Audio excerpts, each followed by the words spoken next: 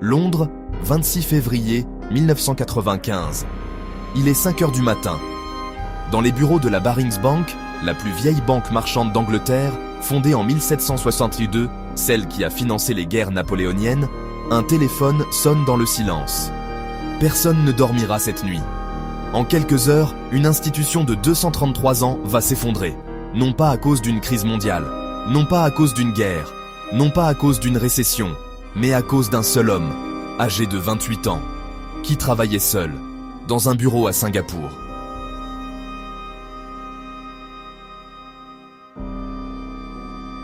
Son nom, Nick Leeson. Et cette vidéo, c'est son histoire. Nick Leeson est né le 25 février 1967 à Watford, dans la banlieue de Londres. Son père est plâtrier indépendant, sa mère, infirmière. Famille modeste, pas de fortune familiale, pas de réseau, pas de diplôme universitaire.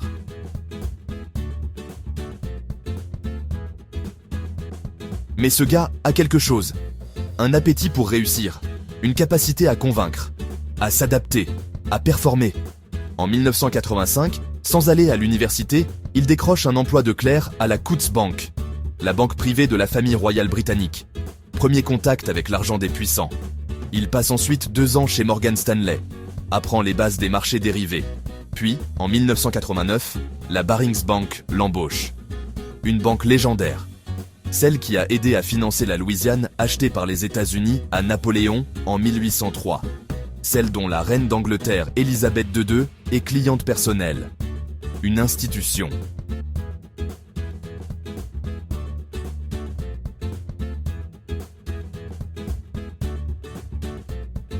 Sa première mission, Jakarta, en Indonésie. Barings a un problème. Des certificats d'action perdus, 100 millions de livres sterling en jeu. Un chaos administratif. Leeson débarque, met de l'ordre, résout tout en 10 mois. Il devient le problem solver, l'homme de confiance. La direction est bluffée. Elle décide de l'envoyer à Singapour. Pour monter de zéro les opérations de trading sur le CIMEX, le Singapore International Monetary Exchange.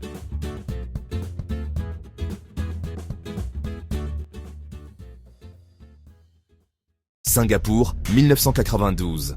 Sur le parquet du CIMEX, Nick Leeson performe. Sa mission officielle, l'arbitrage. Acheter des contrats futurs sur le Nikkei 225 à Singapour, les revendre à Osaka et empocher la différence de prix. Stratégie en théorie sans risque. Rentable, sûr.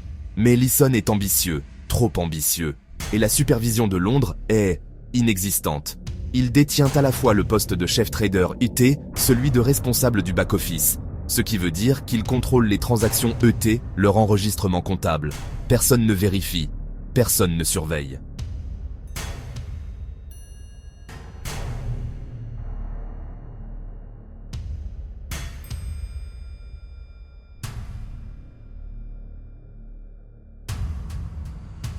En juillet 1992, un incident banal déclenche tout.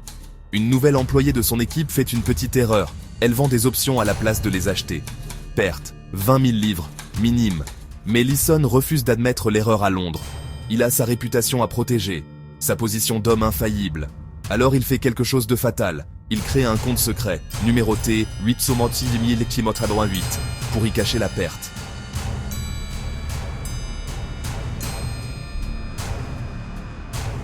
Sun.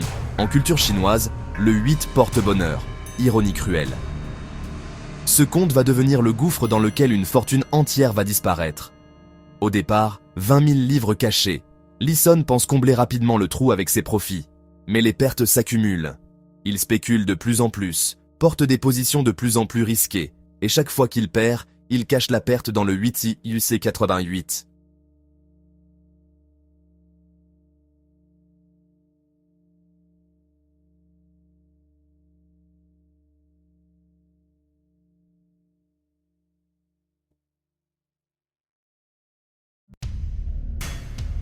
Et pendant tout ce temps, à Londres, on lui fait confiance.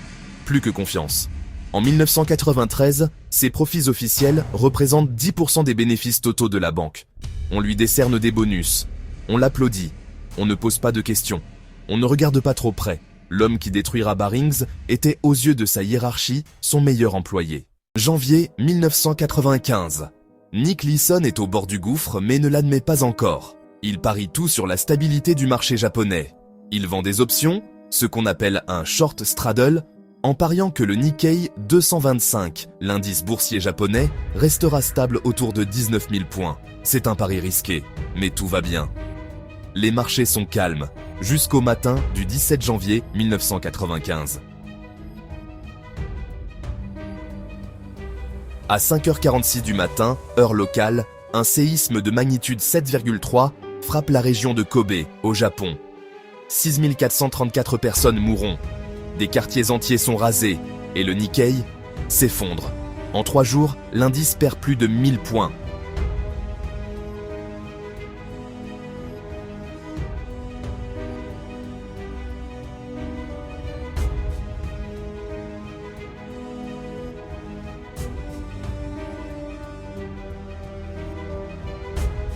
En une nuit, la stratégie de Leeson est pulvérisée. Il perd des dizaines de millions. Mais au lieu de stopper, d'avouer, de demander de l'aide, il fait le contraire. Il double la mise.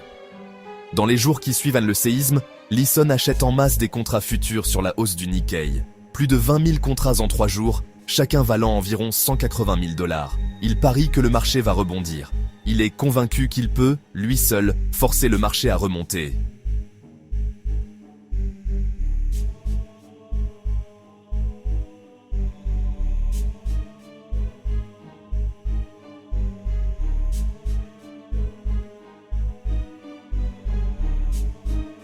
D'autres traders, sur les marchés, remarquent ces positions anormales, gigantesques.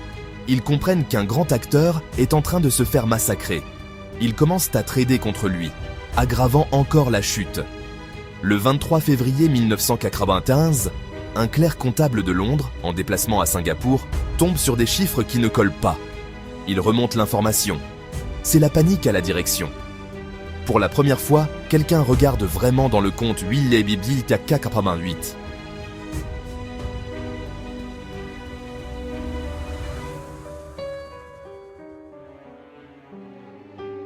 Ce même soir, le 23 février, Leeson pose une note sur son bureau. 3 mots. I'm sorry. Il disparaît avec sa femme Lisa. La banque découvre l'étendue des dégâts. 827 millions de livres sterling de pertes, soit environ 1,4 milliard de $. Plus du double du capital total de Barings Bank.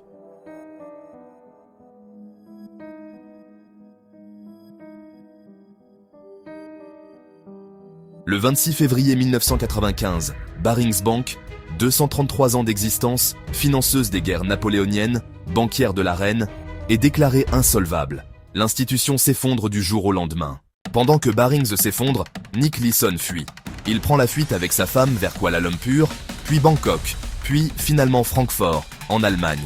Il espère rentrer en Grande-Bretagne incognito, mais son visage est sur tous les journaux. Un des scandales financiers les plus médiatisés de la décennie. À l'aéroport de Francfort, le 2 mars 1995, des agents de douane le reconnaissent. Menotté, arrêté. Il avait 28 ans.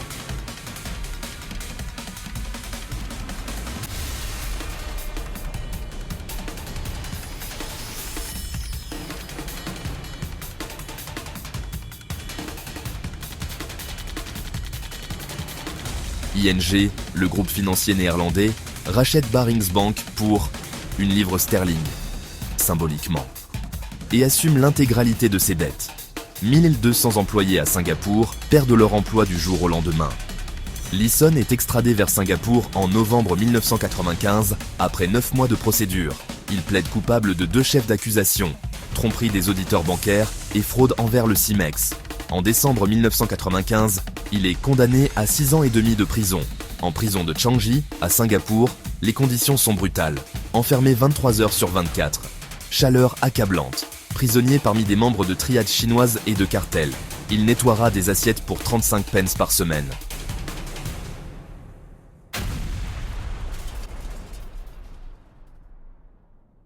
Et puis, en prison, un nouveau coup du destin. On lui diagnostique un cancer du côlon, potentiellement mortel. 6 mois de chimiothérapie en détention. Sa femme Lisa, qui l'avait soutenu jusqu'alors, divorce. Il touche le fond absolu. Mais revenons au fond de cette histoire. Parce que Nick Leeson n'est pas seulement l'histoire d'un homme cupide. C'est l'histoire d'un système qui a failli. Première leçon, le conflit d'intérêts structurel. Un trader ne peut pas être à la fois responsable du trading et de la comptabilité de ses propres trades. C'est une règle de base. Barings a violé cette règle. Les régulateurs avaient alerté. Personne n'a agi. Deuxième leçon, la complaisance face au succès. Leeson était le Golden Boy. Il rapportait de l'argent. On ne pose pas de questions à quelqu'un qui rapporte de l'argent. Cette logique est dangereuse. Mortelle, même. Troisième leçon, l'effet boule de neige des petites dissimulations. Leeson n'a pas commencé par vouloir voler 1,4 milliard. Il a voulu cacher une erreur de 20 000 livres. La première dissimulation en entraîne une deuxième, une troisième. Et on ne peut plus s'arrêter.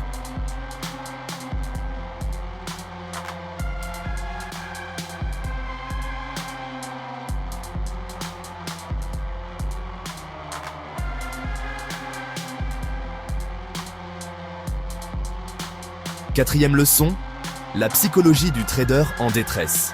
Leeson lui-même a dit, plus tard, « Je voulais crier depuis les toits ce qui se passait, mais je ne pouvais pas ouvrir la bouche. » La honte, la peur de l'échec, la pression d'un milieu qui valorise les gagnants et déteste les perdants.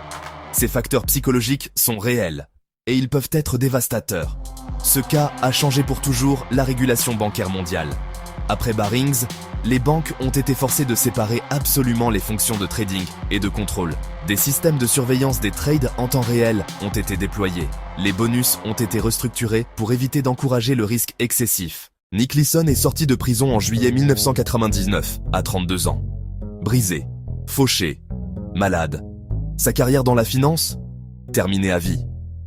Les liquidateurs de Barings lui ont infligé une injonction de 100 millions de livres et pris 50% de chacun de ses revenus futurs. Mais il a survécu au cancer. Il s'est reconstruit. Il s'est installé à Galway, en Irlande, s'est remarié avec Leona, une esthéticienne irlandaise. Il a repris des études, obtenu un diplôme en psychologie.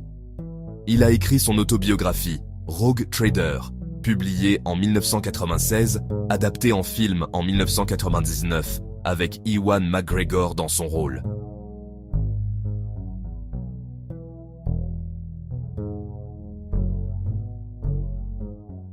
Aujourd'hui, Nick Leeson est conférencier professionnel. Il intervient devant des banques, des entreprises, des institutions académiques sur les thèmes du risque, de la gouvernance, de la résilience. Il facture 5000 livres par soir, et les gens l'écoutent parce qu'il connaît le sujet de l'intérieur.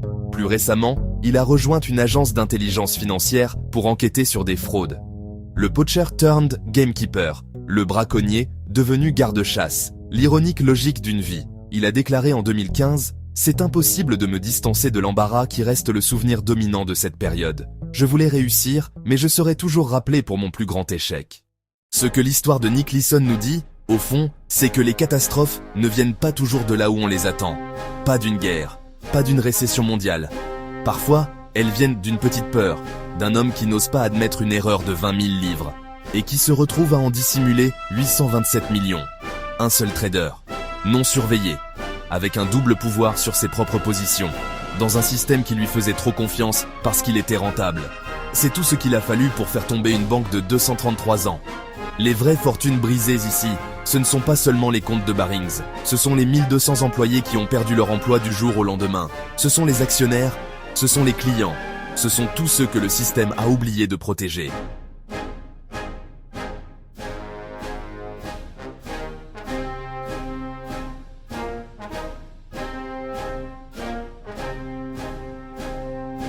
Nick Leeson est toujours vivant. Il parle, il enseigne, il a survécu à tout. Barings, elle, n'a pas survécu à Nick Leeson. Si cette histoire vous a appris quelque chose sur la vigilance, les systèmes et la psychologie humaine face à l'échec, abonnez-vous à Fortune Brisée. La prochaine Fortune Brisée vous attend.